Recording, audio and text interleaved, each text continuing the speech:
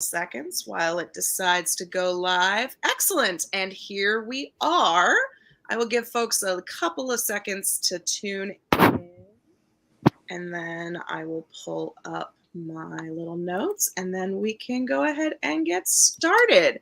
So yes, hello everyone viewing from home. Thank you all so much for pivoting so quickly to a virtual event. My name is Rebecca. I am one of the booksellers here at One More Page, at One More Page. And we are so excited to have Elisa A. Bonnin here to celebrate her second book, Stolen City, which is coming out right on the heels of your debut, Dauntless. And I am so excited to have you all here. Yes, we have the beautiful cover dance. Yes. And you all watching at home are not here to see me, so I will jump off the screen here in just a minute. But if you have any fun comments or congratulations or anything like that, feel free to drop them in the chat.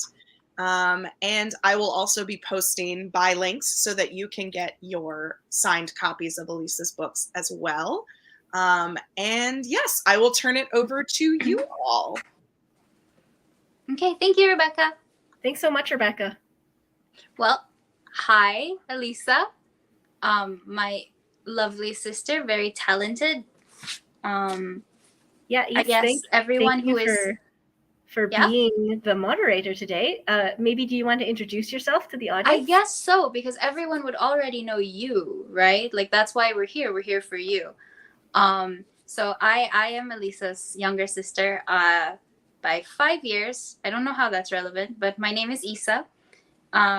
We've lived together for like most of our lives, and then she went away for college, and then we lived together again in college. So I actually lived with her while she was drafting these books, which was fun. And generally, like, as we've grown up, I've read a lot of her books, the ones that she was trying to write when she was younger. As we got older, I read them less because they were starting to get like more involved. But I think that means they were getting better, right? I mean, you were also in college, so. Yeah. And I was writing pretty fast. Yeah. So, yeah. So, happy book birthday to Stolen City. I know that this is not like the ideal scenario, but I think we can still have a lot of fun with this. Yes, and thank you everyone, as Rebecca said, for pivoting so quickly to virtual events. As you guys know, I've got the COVID, so it's just been a whirlwind couple of months, but I think that thankfully I'm feeling good enough to be here and present with all of you. So, if you'll excuse a little bit of coughing every now and then, I think we can have a great event. I am remarkably fine. She's actually directly above me. We had to switch rooms because of an echo. But so we're both here hanging out, kind of like we chat Romeo and Juliet style. Let's start talking about Stolen City. We have, I guess, a lot to get into. I guess first I want to ask, like, what's the backstory on Stolen City? Like, how did you come up with the idea of wanting to write a heist novel, wanting to write this fantasy, like fast-paced characters, with like 4 of them? Yeah. So the characters of Stolen City are characters that I've known for a really long time. So my best friend and I in high school, we actually came up with these characters together. So this was like our pet project, the fantasy world we would disappear into because we really didn't want to pay attention to class or the real world. We developed these 4 characters and we would swap stories about them. So we would like pass notes in class to each other. We'd stay up late on the phone talking about these characters, what they were doing. We'd like on vacation just be obsessively like developing what these characters were doing.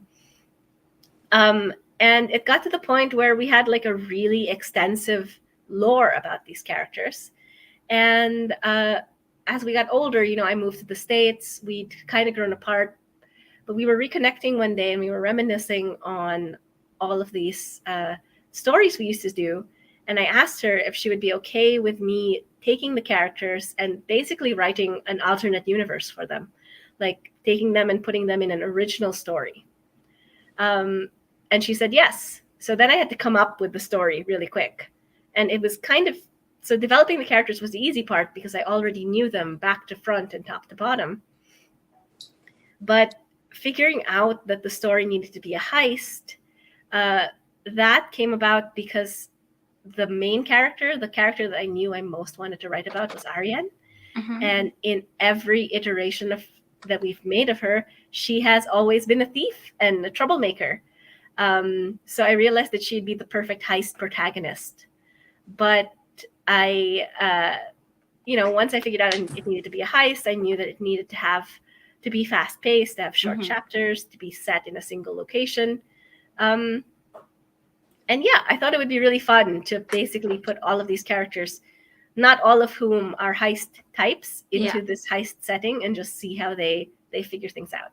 And I love hearing about the backstory of this book because I remember being there on your long calls at night, back when it was still landline, and you would stand there twirling the phone cord as you spent hours, literal hours, every night talking about these characters in our room where I was trying to sleep.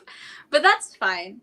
And then later on in college, I remember when you brought them back, and I remember personally being very excited for it because I knew that whatever story you came up with, it would be one that felt familiar to me. And I know that a lot of readers who read Stolen City aren't going to have that familiarity, but I hope it like imparts this sort of fun, fanciful feeling of like just imagining what would happen if you had these 4 characters in a world where they had to do this thing and how that would happen. So how about, can we introduce the characters without too much spoilers? Because we've got like 4 really, really good characters here. Sure. So of course, I've already mentioned Ariane. She's the protagonist of the book. She's your basic troublemaker thief. I've also heard her described as like a reluctant chosen one, which I think is a really cool and interesting way of describing her, but might be getting it a little into spoiler territory. Ariane is basically, she has had a falling out with her family before the occupation. So the island city-state that they live in has been occupied by a foreign empire for the past 4 years. And Ariane previously didn't have the best relationship with her family. But after the occupation, when she and her brother were the only ones left, she reconnected with her brother and basically is focused on keeping her brother alive and not really thinking of anything else. She's also a thrill seeker. She loves the adrenaline rush of a job well done, and she can be a bit reckless. I love Ariane. Like, I love how she expresses herself so very, I don't want to say violently, but it is kind of violent. Like, she's just out there in the world being Ariane, and it's her world. Everyone else is just living in her space. Yeah, she was a very cathartic character to write. She's cathartic to read, I think. I'm like, yeah, you go, girl, be angry. Yeah. Yeah, this situation sucks, and you should say it. Exactly. Yeah. And then, of course, there's her brother Liam. Mm-hmm. So Liam is basically, he starts off as like the polar opposite to Ariane. He's prior to the occupation, he was a nerd who was really into his magical studies, and his education has been sorely interrupted, but he makes up for it by stealing magical artifacts and using his talents for the good of the resistance. He definitely thinks more about the big picture than Ariane does. Like, I think Ariane is very focused on herself and her family, her immediate family, and Liam's always thinking about big concepts like the world and right and wrong and things like that. And also, if you're curious, Liam's autistic. So that I'm autistic, you're autistic, she's autistic. Yeah. So Liam is basically this character that I wrote that I was trying to show, what goes on in our heads when bad situations are happening. And he does his best. He's not very well managed, but considering he's a 19-year-old in a world that's Trying to kill him. Actively trying to kill him, I think Actively. he's doing okay.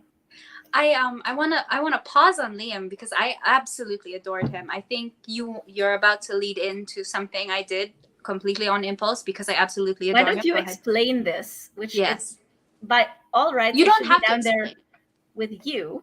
Yeah.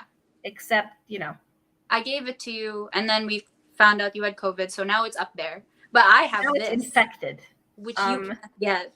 Yeah. But I made that staff. It's supposed to be Liam's staff that he uses in the book. It lights up because it's described as glowing. I spent quite some time. I immediately started as soon as I finished the book. I was like, I need to create something. This book has inspired me so much to create. I finished it in 3 days. That's really fast for me. I don't read as much as I do anymore. But I finished that book. I closed it. I was reading the arc, so I didn't even get to read this beautiful book. And I was kind of sad about that, but I think I'll just read it again. And I was like, I need to make a tribute to this character because I liked him so much. I don't like him just because I think he's adorable. I think that how he acts, how he shows his emotions, the problems that he mentions having, even if you never outright said it, it resonated so much with me and with my understanding of what being autistic is that I was just like, finally, someone out there who is being an autistic mess, and yet the plot doesn't suffer for it. If anything, him being how he is helps the plot forward, actually gets them further. A lot of times when I see these characters, it's always the handicap, but this isn't. It helps him. No, absolutely. So it's, I think, part of the reason why he ends up in the part of the story where he ends up is because he, like a lot of autistic people, doesn't he doesn't just accept that things are the way they are. Mm-hmm. If it doesn't make sense, he won't accept it. And a lot of things about the occupation don't make a lot of sense. So, yeah. Yeah. His transition into freedom fighter makes a whole lot of character sense. Yeah. And just I enjoyed reading his chapters. I want to get into the chapter structure in a little bit because I also find it really cool, but we have 2 more characters to introduce. Right. So the next character is Cavar.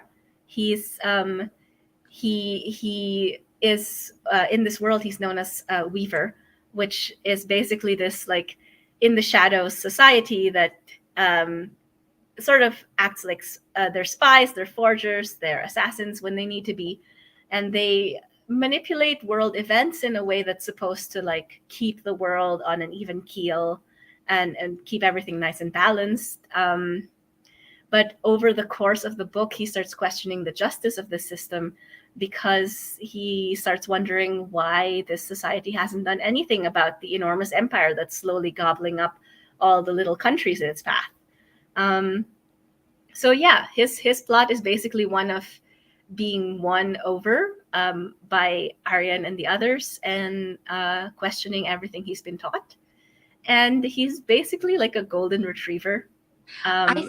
Yeah. I find him really charismatic, actually. I very much enjoyed reading about Cavar in other people's POVs because they see him in such a different way than he sees himself. Yeah, he sees himself as a confused mess, and everybody else is like, that guy's got it together. It's really cute. And it's very endearing. It's like Aryan POV, Cavar is confusing, mystery, but a little bit weird. And then next character that we're about to introduce, POV, is dangerous, this one. Meanwhile, Cavar, things are going okay. Oh, no, they're not. Yeah. His story is one of steadily building panic. But it's so fun to see how he interacts with everyone else. I love how his POVs bring so much like backstory into the story without feeling like he's the exposition character, Yeah. because he He does have a lot of knowledge. he does know more than the cast because he's the only one who's not from the island, and so he has like this like worldly point of view that the other characters don't really have. Mm. And thank you. I think it was really fun writing him, because when I was chatting about him to my friend, we were like, "Who is he anyway?" Because he didn't have like a big personality trait, and we were sitting there and we were like, "Is he just a nice guy?" Oh my God, he's just a nice guy. Like, so yeah. He really is. And final character. Yeah. So the last character is Zephyr. She's part of a family that is historically brought up to be knights and leaders of the King's Guard and things like that. And she turns traitor because when the Empire shows up, she realizes that her dad's gonna fight until he dies, and she doesn't want him to die. So she kind of preemptively surrenders in exchange for his life, which does save her father and her family, but kind of puts her in this role of a pariah. And ruins she's- her relationship with basically everyone. Every single person she's ever known. Every single person. Yeah. Even the people who agree with her decision still don't like her for it. So she basically spends most of the book really conflicted about this decision. And she was, she was sort of rewarded for this by being given her own command of other defecting soldiers. And yeah, it's kind of humiliating for her for most of the book, but she figures out what she stands for towards the end. She's a really interesting character for me because she's so complex, and her POVs are kind of doing their own thing compared to the rest of the group. I feel like she adds so much to the story in terms of like, in every heist you need to have like the multiple angles, and I think that Zephyr's angle is so big. So here's the thing, right? When we were first coming up with Zephyr, her initial iteration that was done by like 13-year-old me, she was a paladin and basically a paragon of goody goodness. And when I was writing this, I was like, I started writing this much older and a much more different part in my life than when I first came up with her. And I was like, I don't need a goody two shoes, but there has to be a breaking point for this character. Like, what is the lever that would turn Zephyr to the dark side? And I realized it was her family. And in a way, she still is kind of a goody two shoes in a sense. Like, she never wants to be in trouble. She can't. She physically can't be in trouble because that would be a danger to the people that she loves. And so it's really hard for her because she has to figure out at what point is enough enough. Yep. And I don't think she quite understands for most of the book why the other characters who are in the same situation as her are quite happy to take risks. The drama is so delicious. Mm-hmm. Like, the drama between her and some of the other characters is really good. So yeah, because this is a heist novel and you have like 4 different POV characters, you know how in like a film you kind of want to just switch back and forth quickly? You managed to do that really well in Stolen City. Chapters are like 2 pages to 5 pages max. You have 75 in this book. Like, how did that happen? I knew that since I was writing a heist, the chapters were going to be really fast-paced. I wanted to have that POV jumping. I wanted to have basically all these things happening in real time. And also, when I started writing Stolen City, it was NaNoWriMo, conveniently. And I decided, hey, just for fun, what if I wrote a chapter a day? So actually, I think a lot of those chapters have changed since their first draft, but you might find a few pristine chapters that are roughly exactly the length of a NaNoWriMo day, so about 1,667 words. Yeah, that's how I started. And I didn't have an outline when I wrote Stolen City. I knew that I wanted the twins to steal something. I knew what I wanted them to steal. And I knew what everyone was going to do to try and stop them. And I just decided to let all of that go and just make sure that every day I was pushing them closer to getting this thing. And that was a really strange way to write, because I think a heist, normally should be tightly plotted. So I had to do a lot of editing to make sure that it seemed like I meant to do these things.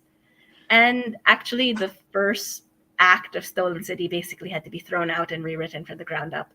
But it was a really fun exercise. I had a great time doing it.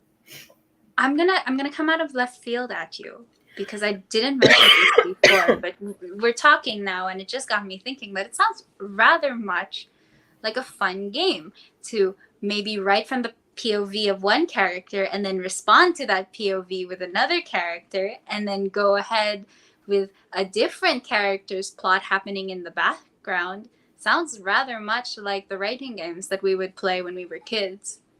Yeah. Yeah. I mean, it's It basically flows well. I wanted. So when I first wrote Stolen City, I didn't actually have a protagonist. I was like, oh, it's an ensemble cast and they're all doing their own things. It's just that as I was getting to the end, I was like, no, this is Arian's story. Sorry, you guys are just all in it.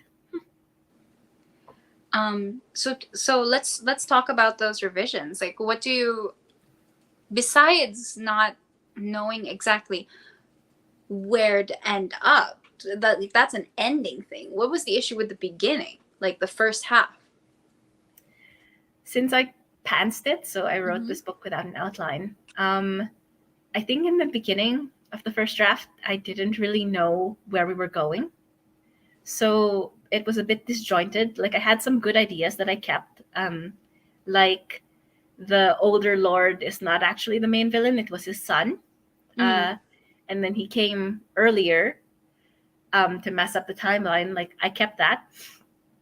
But I think the first draft was really me finding the story, figuring out the story for myself. What's it like when an editor tells you to, hey, so this entire first third of your book kind of gotta go? So the 5 stages of grief. Yes. Yeah, I give myself 1 day to go through the 5 stages of grief. And then another day to figure out how I'm actually going to do the revision. I think, for me, basically, everything my editor has, at least the high-level changes my editor suggested, have been things that I've already kind of known were problems, but I just didn't know how to fix it. Do you still keep all of your cuttings? Yes, but it was a mess, and I don't think I should show it to anybody. No, of course not. I'm just wondering, for personal reference. Yes, absolutely. Yeah. I keep every draft. Yeah. So here's another fun thing that was cut out of this book. It originally had flashback chapters. Oh. Yeah? Yeah, no, there weren't any, it was all chronological, this book. So there were flashback chapters every, I think, 10 chapters or so that came from the POV of their parents. Oh. That sort of explains the story that happened before the story. Yeah? That had to be cut because that was 7 POVs. That's way too many. Yeah. I do want to point out that the parents were characters that you and your best friend made as well. Yeah. It started we actually with them. started with the parents. Yeah. So it started off as being a fun little exercise where we were we've got these characters that we made. And fun fact, these characters started as our MMO video game avatars from Ragnarok Online. We sort of tried to imagine their lives outside of the game, and then we shipped them with other people. And we actually waited in real time for the children to be born. We actually sat there for 9 months. That was wild. It was really absolutely wild. Like, after that, we embraced the concept of time skips wholeheartedly. 13-year-olds are wild. We were 12. I was 12. She was Yeah. 14. Yeah. But amazing. So like, there's so much depth in the parent characters that aren't on screen that it does feel so cohesive, and like they feel like important characters even though you never see a single one. You don't even get to hear most of them talk, like, ever. There's no like written lines by them. Nope. There's a couple, but not a lot. Yeah. Well, also the only parent that you do see is the one that wasn't part of this POVs that got cut out. Yeah. So how did that change? Like, you go from having POVs that completely show the parents to having nothing. So fundamentally, I don't think it really affected the book, which is why I was okay with cutting it out, because the book's about the kids, and not their parents when they were kids. I do think it was kind of fun to show the generations, like to show how, despite the fact that the kids have memories of their parents that's so very different, that they're like at odds with because they're teenagers. When you look back at those same parents when they were teenagers, they were very similar to their kids in a lot of ways. I think you still managed to do that because different characters know different characters' parents, sort of, and they're like, your dad isn't as bad as you think, sort of, which I think is kind of cool. Yeah, I will say neurodivergency runs in that family. That's, yeah. How about other things that you needed to change, like other big things? Actually, those are the biggest. Those are the biggest things? Yeah, I was actually able to keep basically everything from when they entered the tower. Hasn't changed. Oh, cool. So I did have to change the name of the palace that they entered, and this was purely on accident, because originally the palace was called the Citadel, not the Bastion. But just last year, as I was editing Stolen City for the very first time, I picked up Rin Chupeco's The Never Tilting World, and as I was reading it, I was like, oh my god, she also has the spire in the Citadel. So I had to very quickly change. But sorry, Bastion, they also have the spire in the Citadel.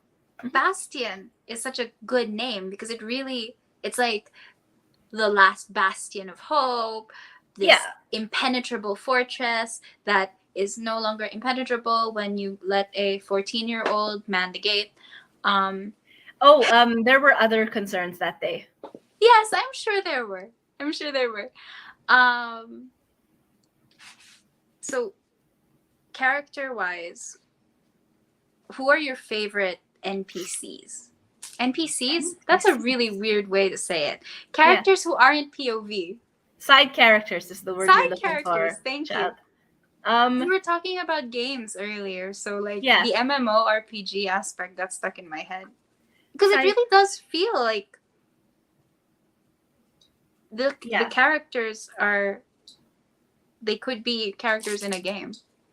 Favorite side characters? Oh, that's fun. Without spoilers. And without spoilers. Favorite side character to write? Probably Kaolin? Yeah. How do you pronounce that name? I always said it was Kaolin, but I've also said I thought I read it Kaolin. Yeah. Yeah. Yeah, it's up to interpretation. The book's out of your hands now.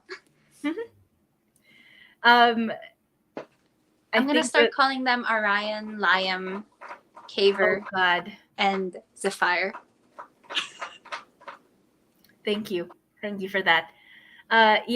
Like Lord Kaolin was definitely a fun side character to write because he is an Imperial, so he does come in with a colonizer mindset, but he also really hates his dad, and you never get his point of view. But But at some point, he just decides to throw his lot in with the revolution because he's like, this will really piss my dad off. Which I very much enjoyed is fun. him. Yeah. I would really actually love to see more of him if there was maybe more to the book. Are you trying to ask if I would write a sequel? Would you? If I had the opportunity, I would love to. Like, there's some stuff that I would really love to resolve, like Aryan and Cavar's relationship. And Liam. And Liam, and finding their dad, who is off into the wilds. And there was understanding maybe why he didn't go back. Yeah. There was like a really big thing revealed at the end that kind of like would be perfect. Would you include Cowlin? Yes. Would you ever consider adding more POVs to a sequel? Ooh, that is a question that, like, I personally would be all for it, but also I feel like this book was a sequel would be written in the same style as the original, and that's already chaotic as all get out. Like, I don't know if a fifth POV. I feel like adding a fifth POV would just make it longer too, because you've managed to cram so much stuff into a relatively short book. Like, what is this? How many pages? Like 372 pages? Yeah. That's a lot. That's not a lot of pages for 4 distinct, like, POVs. Human beings. Exactly. So I think a fifth one. Yeah. I know who you're kind of indirectly asking about. A fifth POV would be fun, but I would have to do it in such a way that doesn't take away from the others. Yeah.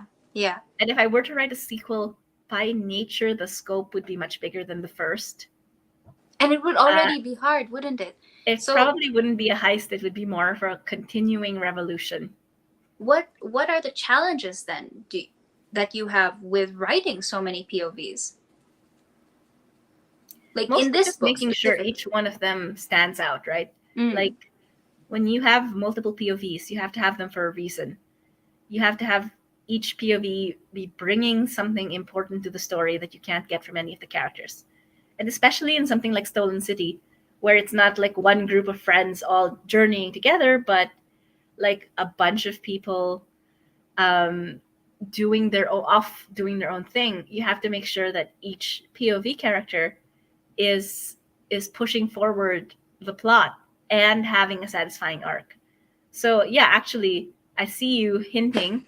Liam's arc was quite difficult at first. I had to basically figure out what he was doing, because I was reminded, and I kind of already knew, that sitting around being sad is not a character arc. As much as I think that sitting around hyper-focusing on revenge is a character arc, I actually needed to give him something to do. So I'm really happy with what happened.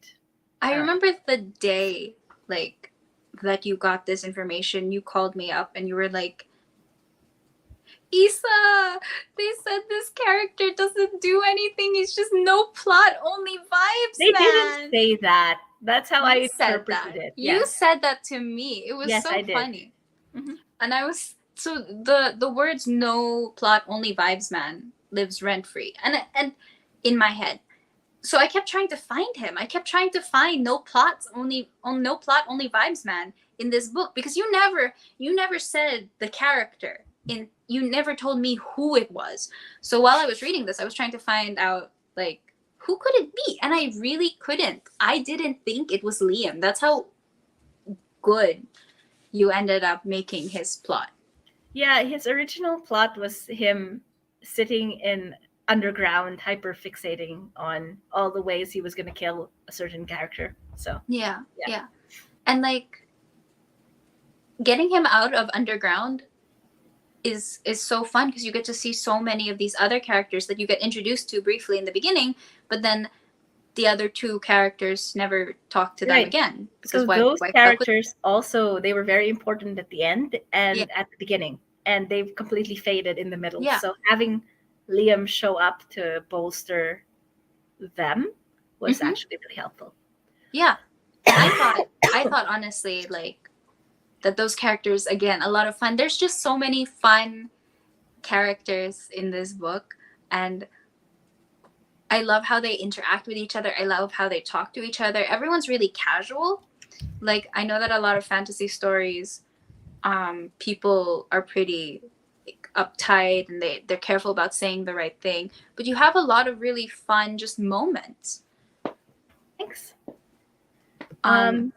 There's a scene like in the beginning when they're preparing for the heist and they're getting all of their stuff, and we meet one of the side characters, even more side character partner, who is just in just a couple of words you manage to create this really expressive idea of a character in my head, and she just lives there now. Yeah. So that was actually a scene that was added later because we realized we needed to show them preparing more and being more deliberate in their preparations. So I just had fun writing that scene because, yeah, she's a fun character. And Cavar's POV, it Yes. just made it really funny.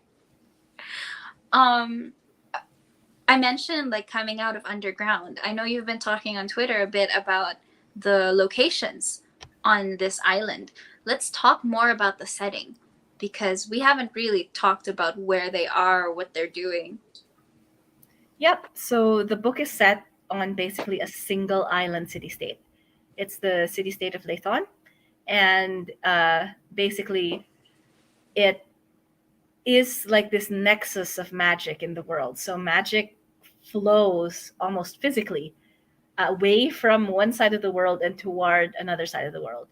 And this just happens to be the area where magic pools. So all throughout history, it's had a very important place on the global stage as a place where scholars and mages go, and it's played host to like a number of magical traditions that have sort of like alternated with each other throughout history. So of course, when the Empire decided that it wanted to begin an expansion, it immediately said, that island, I want it, and took over. So when we enter it, it's very much changed from how it used to be.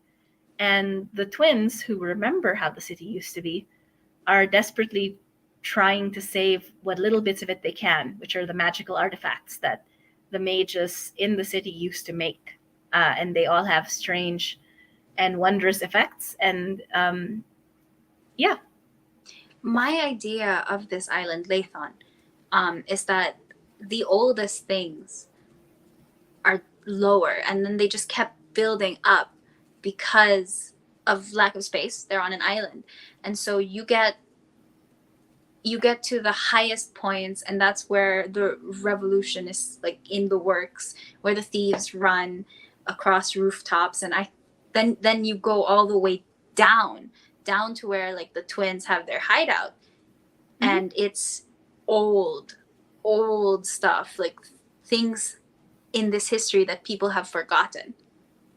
And the Empire comes in, and rather than building up, they want to try and just like replace everything, wreck things, but they don't know how to live in this place. And I find that like no, so that was inspired by sort of, we both grew up in a colonized country, so we know that when people come in, they tend to take over existing structures rather, like they kind of bulldoze their way into a country. And if structures exist, sometimes like colonizers will take over that structure, but maybe not understand the history behind it, or why that structure exists. And yeah, the Empire does not come from a place that has really tall buildings, and they don't climb stairs very well. I mean, obviously they can, but it's kind of a bother. So that's actually kind of why the thieves have survived up on the rooftops, is because it just is a lot of work to go catch them, and it's not work that the Empire has been happy to do. Yeah. The setting is just so cool. It just screams like cool. Like I want to run across rooftops, and after hard days of work thieving, I want to go back to my like catacomb apartment to relax with my magical fireplace. Like that's it. Every new location that you introduced, I was like, that's cool. I like that. Now that we're like at the 40-minute mark, I do want to say that at the end, we're gonna take questions. We can take questions now too. So if people have questions, fire away, please.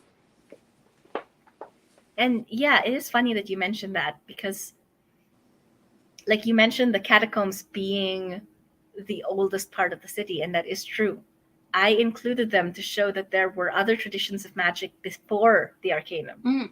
And so this is basically a magical tradition that existed well before and is focused more on necromancy. It's cool because I don't wanna spoil anything, but it certainly feels like the people who are genuinely trying to affect change in the city build on top. They rebuild. Like, they don't destroy and take over. Yeah, well, you know, what's fun about this setting is that I get to have. I've always found like thief characters as really cool, but obviously, unless they're stealing for a good cause, they're also kind of jerks. And in this case, I get to have this ragtag bunch of thieves be the heroes, right? Like, because they're fighting oppression and all those things. So we have a few questions. Yeah. Okay. We'll just pop this one in. Was there any research that you did for Stolen City that really resonated with you or surprised you? So this is just a little fun chemistry fact, but there's a scene where Liam has to ruin a weapons cache, and he basically like just chucks some fire in there, and that'll do it. And it turns out that you just need, like, fire will ruin a sword because it will take the edge off the blade. Even though the blade itself might not melt in the fire, it's actually surprisingly easy to ruin a weapon. So I think, like, as far as research goes, that's one of the fun, surprising facts that I found. Was there anything that, like, you wanted to write about, but you needed to do a little bit more research that was already in this book? Like, or something that your editor said, look into this more, it might be a cool angle to explore.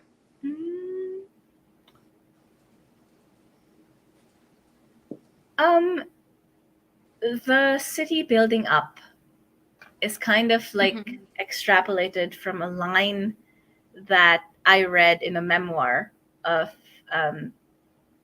basically the Russian invasion of Berlin, where some people who were safe from the invaders were the ones that were high up on the floors because, like, at the time Berlin had very high buildings and they just couldn't be bothered.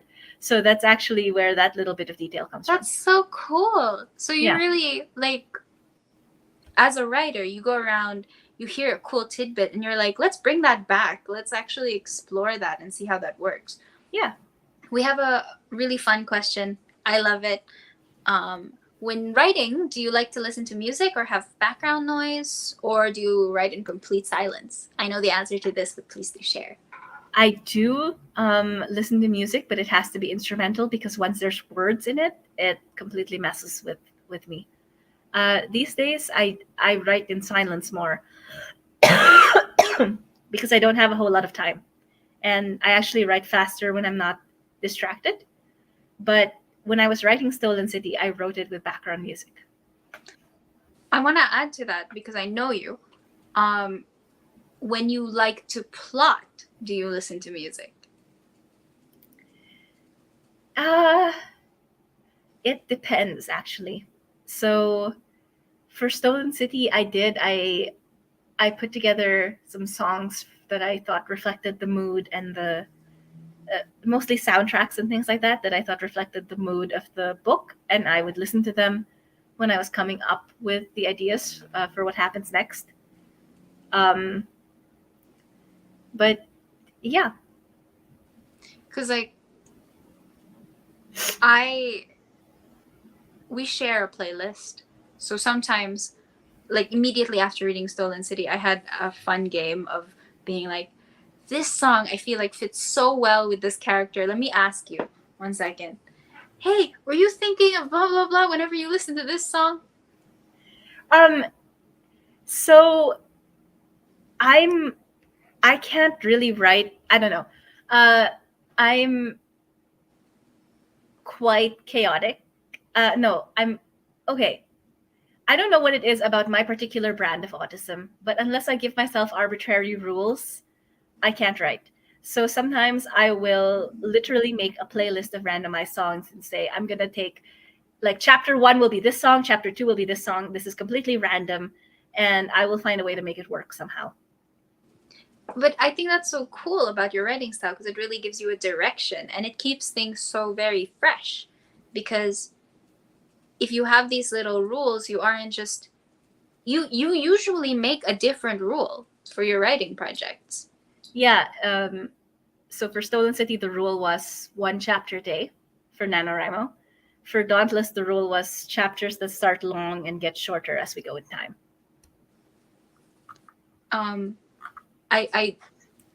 The short chapter format, I love it so much. It really surprised me though when I opened the arc and it starts by giving you a table of contents and all I see is just Aryan, Liam, Cavar, Aryan, Liam, Cavar, Aryan, Liam. It's like Zephyr. I was so worried that I was gonna jump into something really long, but the chapters were so short it made me want to just keep reading because like I get to the end of a POV and I'm like, this is a good stopping point, but oh, look who it is next. That's great. I want to keep reading and see what they're up to. I think it took me 3 days because I could only stop at the breaks of the actual like 3 parts. Yeah. Yeah. I've heard that short chapters, like for me also, short chapters make it easier for me to keep reading, but they are a bit hard to write because I tend to like to write long. Yeah. I think like Dauntless is more like I tend to write long because I have too many thoughts and I have a hard time like shortening them. So Stolen City was a challenge. Like I didn't have much time to dwell on each thing. I basically had to keep moving. Let's talk more about like the challenges with writing short chapters. Like what would you say was a chapter that you wish you could have written longer but it just wouldn't have worked as well? Like what things do you feel are actually better in short chapters? So short chapters are really great when you want to keep the action moving, but they don't give you a lot of space to really like sit in a character's head and be with them as they're trying to get through specific moments. So I think it really just depends on what you're writing, right? Like Stolen City needed that fast pace, that action continually coming up to the front, so you forget that there's 4 POV characters in this mess. And Dauntless needed to linger a little longer. Yeah, and it really did. I felt so like steeped in the surroundings and what was happening. It was very cinematic for me reading Dauntless actually. I wanted to like ponder on the words and like what was happening, and I had like these cinematic zooms whenever like a character would see another character in a distance. With Stolen City, it was like I actually don't know where my consciousness was when I was reading it because I just wanted to keep going and read it quickly. There were some scenes that I remember like imagining in my head, but it all happened so fast and it was like a whole blast. Like there were some scenes that I was like, fan fiction could fit nicely in here to pad it out, I think. Like I feel like I would have loved to see more, but I know that there isn't the space for it. Yeah, I mean, well, yeah. On the subject of fan fiction, right? Like, go forth. I will not question it, but I cannot read any of it, unfortunately. So have fun. I can, I guess. Yes, I don't know. Am I allowed? You can't share it with me. I can't. Okay. We have another question. What is your dream project? What do you want to write most about? Someday, when I am a grown-up author and set free to completely go wild on all of you, I would love to write a big doorstop epic fantasy series, like one of those really long books with a map and multiple POV characters where we like jump around from city to city and everybody moves from location to location and it all culminates in some big epic battle or war or fight scene or political drama. There's those books are risky to write, to produce, to sell, but I think like those are the books that I started reading, and those are the books that I would love to write someday. And it's I know that we've talked so much about like these different worlds and different places, and just like you've always wanted to do so much with any given story. So spread your wings one day. We'll see you write it. Yeah, I always develop the world way bigger than the story that fits in it. So I think that there's room for exploration in any of my books. I mean, in Stolen City, like we are on a singular island in a world that feels so fully fleshed out. And it's amazing. Like, I don't have to be in the Empire to imagine what the Empire is like. And Cavar comes from a place that is so cool and so fun, and we don't see it at all. And yet it's so infamous that everyone knows exactly what you're talking about when you mention it. Yeah, so Cavar comes from, I mentioned magic flowing from one place to another place, and Cavar totally comes from this other place that the other place that magic is flowing away from. So there the world is completely chaotic. Climates change within a second. You can walk and you can be in a desert one day, and after walking a few hours you'll end up in a tundra. Like it's just a place where the laws of physics don't make any sense, and it would be really fun to write about that. Question. Mm-hmm. How did Cavar get to Lathan? Did he take a ship? Did he walk? Horse, caravan, trains do not exist. Okay. A horse to the nearest port town, and then a boat. Because of course you think about stuff like this. Mm-hmm. Like this is important to you. And I think a lot that, of days riding, hitching a ride with various merchant caravans, and then getting on a boat. This is one of the things that I personally, even not as your sister, but also definitely as your sister, love about your writing is that there's so much thought that goes into it that you can see in the book without actually reading. Like you thought about how characters travel halfway across the entire globe.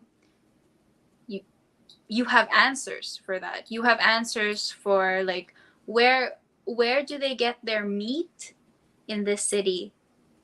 There's farms. There's farms? So the city is part of the island, and the outskirts of the island are farmlands. That's actually part of the reason why the city can't expand outward infinitely, because if it did, it would completely eat its farmland. And who stops them from doing that? The king? Previously, yes. Previously. I feel like in the past 4 years, they've actually suffered a major population reduction. I think if you'd given the Empire time, they would have probably expanded outward, because they don't need to farm.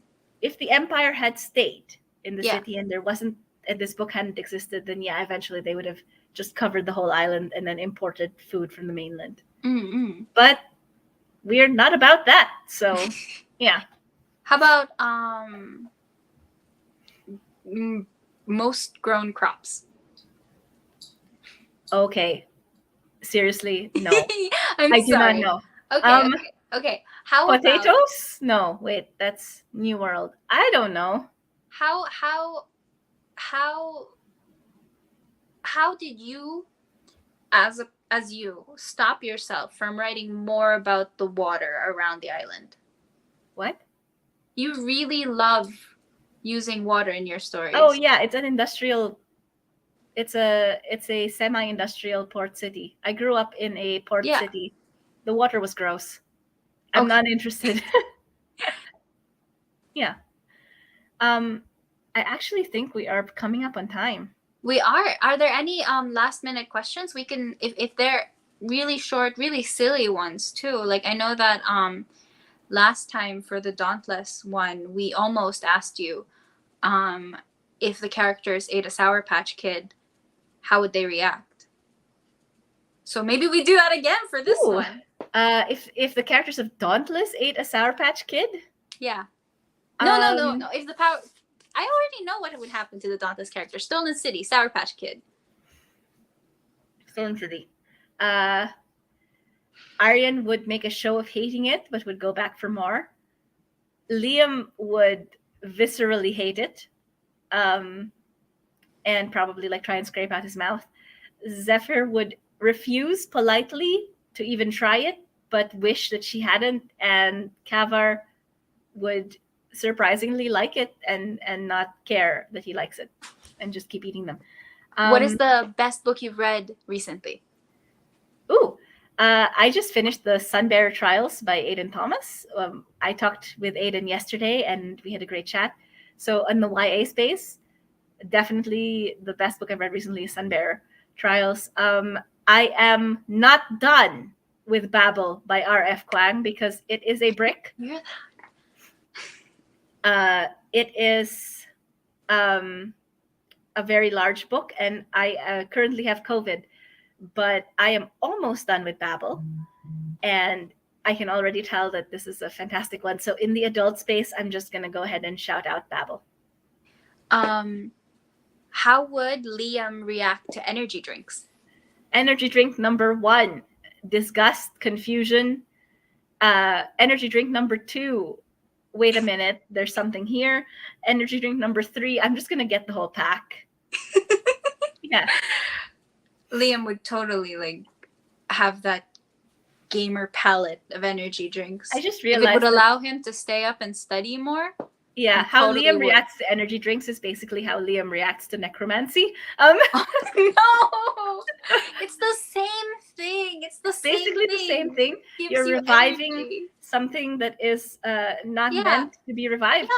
Yeah, same thing. Energy drinks, necromancy pipeline, everyone. Mhm. You said something. Oh yeah, books. You want to shout out any books? I just did. You just did. You shouted out too. But like, what books do you think would pair really well with Stolen City? Like, if you like Stolen City, you'll like. So there's been a few really great heists that have come up recently. If you want like an adult version of heisting against colonialism, Portrait of a Thief by Grace D. Lee is great. It is set in our world, and it's basically like a bunch of college kids getting together to steal back Chinese art from museums. And if you want a YA space, Little Thieves by Margaret Owen, because it has the absolute chaos gremlin of a main character. Like, I don't think Aryan can compete with Vanya. So, yeah. Oh, that's a lot then.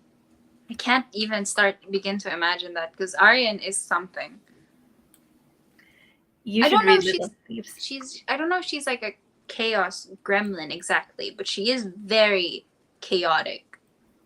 Absolutely. Yes. Yeah. Maybe less gremlin now that she's older and like maybe wizened up a bit. I think we have like just 1 minute left on the hour. Do you have a question you'd really love to answer? Not really, but I would like to take the time to say thank you that. to everybody for coming out to see me. I'm sorry that I couldn't be there with you in person, but please do order books, order Dauntless and Stolen City from One More Page Books. They've been absolutely fantastic at accommodating me, especially like in this difficult time. And I think, but I'm not sure, you can still get them signed and personalized. And if you can, as soon as I am done with this bug, I am going to go into the store and sign and personalize your books. So One yeah, More please Page, order from them. honestly, great. We love them so much. I live in this area, so I love going down and seeing what they've got. Yeah, It's bad for my wallet, but it's good for my heart.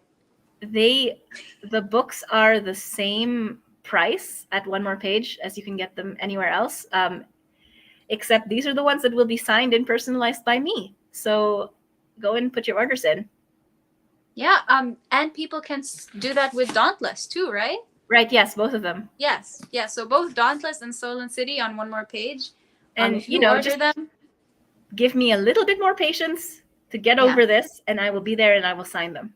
So. I will drive her over myself. So yeah, thank you everyone for coming out. We love you too.